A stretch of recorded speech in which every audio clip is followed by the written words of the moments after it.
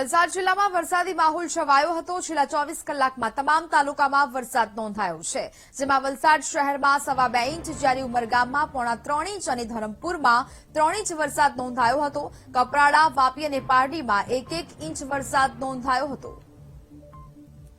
સંવાદદાતા માનવ ફોનલાઈન પર જોડાયા છે। માનવ, વલસાડ જિલ્લામાં વરસાદી માહોલ છવાયો હતો, હાલ શું સ્થિતિ, હાલ શું માહોલ? અને આપને જણાવવાનું કે વલસાડ જિલ્લામાં વિધિવત ચોમાસાની શરૂઆત થઈ ગઈ હોય તેવું લાગી રહ્યું છે, કારણ કે છેલ્લા 3 દિવસથી જે રીતે ધીમે ધીમે વરસાદ વરસી રહ્યો હતો, પરંતુ છેલ્લા 24 કલાકમાં સૌથી વધુ વરસાદ ઉમરગામમાં પડ્યો છે। 3.25 ઇંચ જેટલો વરસાદ પડતા અનેક વિસ્તારોમાં પાણી ભરાયા હતા। જો કે સવારથી મેઘાએ થોડો વિરામ લીધો છે।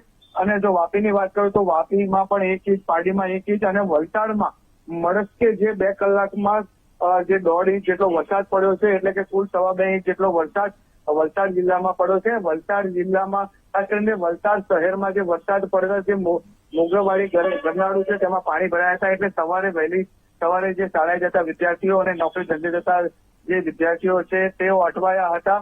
અને ખાસ જણાવવાનું કે હજી આવતા 36 કલાક વલસાડ જિલ્લામાં ભારે વરસાદની આગાહી કરી છે, તેને લઈને ક્યાંક ને ક્યાંક વહીવટી તંત્ર એલર્ટ મોડ પર જોવા મળી રહ્યું છે।